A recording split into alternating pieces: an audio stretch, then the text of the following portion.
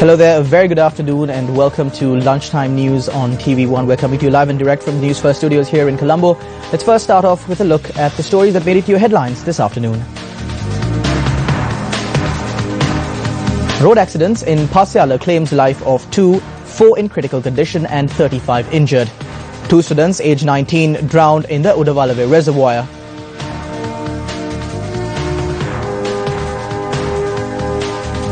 Two students aged 19 drowned in the Udawalave reservoir. Pillion further remanded. Gambia missing millions after Jamaica files into exile.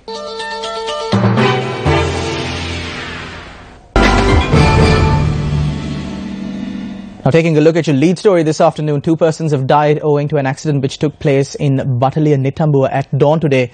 Director of the Watupitiwala Hospital, Dr. Sisira Vijayasundara, said that the condition of 4 of the injured is critical.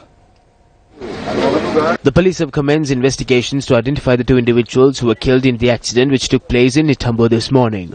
35 others sustained injuries. Director of the Watupitiwala Hospital, Dr. Sisira Vijayasundara, said that the condition of 4 people is critical.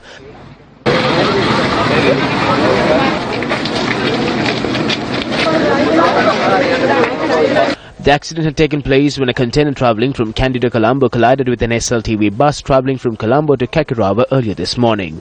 Our correspondent said that the Colombo-Kandy main road remained congested for a few hours following the accident. Meanwhile, police inquiries have commenced to find out the identities of the deceased. Now, in more accidents reported from around the country, 1 person was killed in an accident that occurred in Galboda Mathura last evening. The accident occurred when a motorbike travelling along the Galboda road collided with a tipper at a construction site of the Galboda-Mathura highway. The deceased was a 67-year-old resident of Galboda. Our correspondent said that the victim of the incident had died on the spot. The driver of the tipper has been arrested in connection with the incident.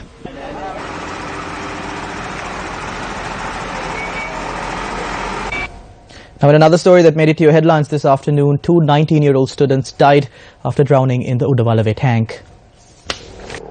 They were residents of Haulpe and Udahaulpe, Navalakanda areas. One body was recovered last night by lifeguards of the Sri Lanka Navy, while the body of the other student was found this morning. A correspondent said that both bodies currently lie at the Udawalave District Hospital. Udawalave police have launched further investigations into the incident. Now, still in local news, the President has instructed the Attorney General to appoint a special presidential commission to investigate the central bank bond issue. The President's media division says that 3-member commission will include a Supreme Court judge, a High Court judge and a specialist in audit. The President's media division also says that the Gazette notification with this regard will be issued by this week. The report approved by the Commission should be finalized within 3 months. The President's media division further notes that the President has requested all the relevant sectors to assist the Commission to successfully complete its work. Now, in more local news, State Minister of Finance Lakshmani Apabe Wardana participated in a gathering which was held in Karagoda, Uyangoda yesterday.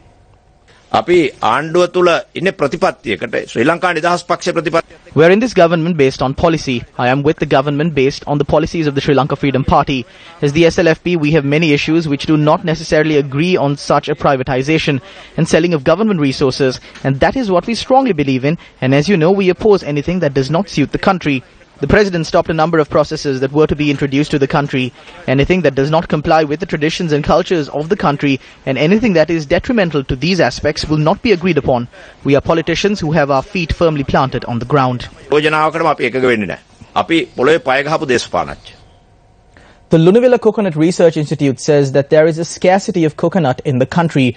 Director of the Research Institute, Dr. Priyanthi Fernando, cited the scarcity of coconut as the reason for the hike of the price of a coconut. The director added that the coconut plantations have not seen enough produce, and as a result of the prevalent dry weather conditions. Professor Priyanthi Fernando said that the dry weather will have a major impact on the harvest, which will be reaped in 9 months' time. Meanwhile, when Newsfirst toured several markets to inquire the selling prices of a coconut, it was recorded at 70 rupees. In this backdrop of increased coconut prices, attention was drawn by the All Island Canteen Owners Association to increase the prices of certain food items.